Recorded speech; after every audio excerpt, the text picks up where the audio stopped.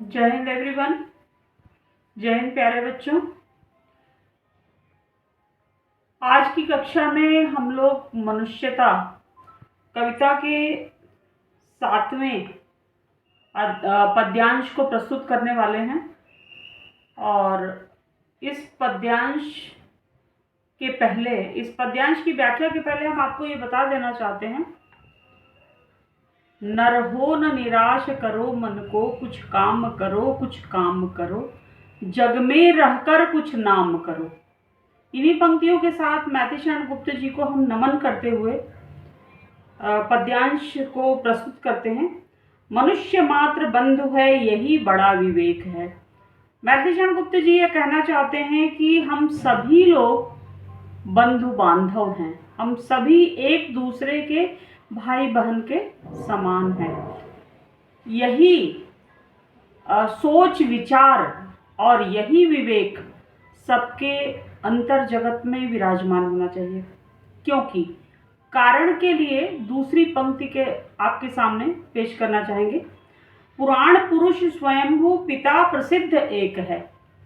पुराण पुरुष यानी पुराणों की रचना करने वाले, वेद पुराण की रचना करने वाले स्वयं विधाता, जो कि हम सभी के परमपिता हैं, पूरे विश्व के परमपिता, वो पुराण पुरुष यानी कि स्वयंभू, जो अजन्मा है, स्वयंभू है और जिनकी उत्पत्ति स्वतः हुई है, उन्हीं के हम सभी लोग संतान हैं। इसलिए इस दृष्टिकोण से देखें तो विश्व का कोई भी व्यक्ति हम मतलब गैर नहीं है, विरोधी नहीं है। हम सभी लोग एक दूसरे के भाई बंधु के समान हैं। यही विवेक सभी के अंतर जगत में विराजमान होना चाहिए। और कवि आगे कहना चाहता है, फलानुसार कर्म के अवश्य बाह्य भेद हैं। हम सभी लोग इस संसार में आकर जैसा हम कर्म करते हैं, यदि पुण्यकारी कर्मों में, महानतम कर्मों में हमारा बहुत बड़ा योगदान है, तो हमारा अगला जन्म भी उसी के आधार पर निर्धारित होता है। तो हम उच्च कुल में जन्म लेंगे और हो सकता है गगनचुंबी अट्टालिकाओं में भी हमें रहने का सुअवसर प्राप्त हो जाएगा। यदि हमने निम्न कर्म किया है, यदि हमने बहुत ही घृणित कार्य किया है, आपराधिक कृत्य किया है, कुत्सित कर्मों में हमारा योगदान है, तो इसका फल हमें अवश्य मिलेगा। और हम या तो नरकगामी होंगे या फिर हम झुग्गी झोपड़ी में रहने वाले तुच्छ प्राणी होंगे। तो मनुष्य को इस बात का पूर्ण रूपेण ज्ञान होना चाहिए कि हम जैसा कर्म करेंगे वैसा ही हमें फल मिलेगा। हम जैसा करेंगे वैसा ही हमको उसका फल मिलेगा। हम जैसा बीज खेत में बोते हैं, उत्तम कोटि का बीज बोते हैं, तो उसकी फसल भी बहुत ही लहलहाती हुई या बहुत ही जानदार होती है। लेकिन यदि हमने उत्तम कोटि के बीज नहीं डाले, यदि हमने कुत्सित कर्म किए, गलत कार्य किए, घृणित कार्य किए, आपराधिक कार्य किए, तो हमें उसका फल आज नहीं तो कल हमें अवश्य भोगना पड़ेगा। क्योंकि ये जो फल होता है ना, वो फल हमारे छाये की भांति लगा होता है। एक जन्म में यदि उसका फल नहीं मिला तो अगले जन्म में हम जरूर उस फल को प्राप्त करेंगे। इसीलिए इन्हीं हमारे ही कर्मों के फल के अनुसार हमारा बाह्य रूप जो होता है, सांसारिक रूप होता है, वो उसमें वर्ग भेद दिखाई देता है। वो सभी लोग अलग अलग कोटि, अलग अलग जाति, अलग अलग कुल में जन्म लेते हैं। इस तरह का विचार हर व्यक्ति के मन में होना चाहिए और अच्छे कर्मों में अपना योगदान देना चाहिए। परंतु अंतरैक्य में प्रमाणभूत वेद हैं। अंतरैक्य क्या होता है? इसको अगर हम कहें तो अंतर्धन ऐक्य, इसमें वृद्धि संधि है। अंतर का अर्थ होता है हृदय, ऐक्य का अर्थ होता है एकता।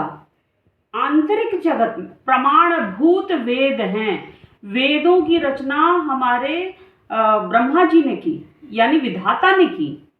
तो उन वेदों में भी यही बातें लिखी हुई हैं कि आंतरिक रूप से हम सभी एक रूप हैं, अर्थात चाहे वो नन्ही सी जान हो चाहे बड़ी सी जान हो, सबके हृदय में वही परमपिता परमेश्वर का, जो कि बहुत ही हजारवां अंश जिसको आप कह सकते हैं, वो आत्मा, एक ही परमपिता की आत्मा हमारे आंतरिक जगत में विद्यमान रहती है।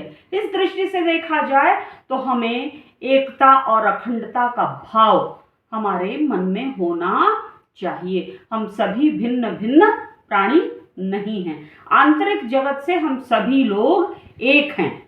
एकता की शिक्षा देते हुए मैथिली शरण गुप्त जी ने इसको वेद का प्रमाण दिया है। आगे वो उन्होंने कहा, अनर्थ है कि बंधु ही न बंधु की व्यथा हरे। आज चारों तरफ लड़ाई झगड़े मारपीट, छोटी छोटी एक लाठा जमीन के लिए भी हम एक दूसरे से लड़ जाते हैं, झगड़ जाते हैं, लोगों में संतोष की प्रवृत्ति नहीं है। यह सबसे बड़ा अनर्थ का भाव है। हमारा आंतरिक दृष्टिकोण इतना संकुचित हो चुका है कि हमने विस्तृत भाव को कभी मन में आने ही नहीं दिया।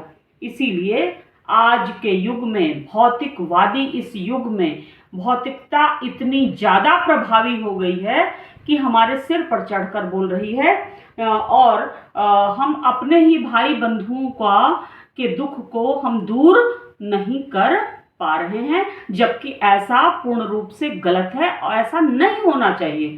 सभी लोगों के दुख दर्द को बांटने के लिए हमेशा हमें एक रूप होकर खड़े रहना चाहिए। अंतिम पंक्ति में उन्होंने कहा, वही मनुष्य है कि जो मनुष्य के लिए मरे, वही मनुष्य वास्तविक मनुष्य कहलाता है, वही मानव तन पाने का सबसे बड़ा वो व्यक्ति कहलाता है, जो कि दूसरे अन्यान्य मनुष्यों के जीवन की व्यथा को, दुख दर्द को हर कर अपनी मनुष्यता का परिचय देता है, परोपकारिता कर्म में लिप्त रहता है। धन्यवाद। जरूर है कि आपको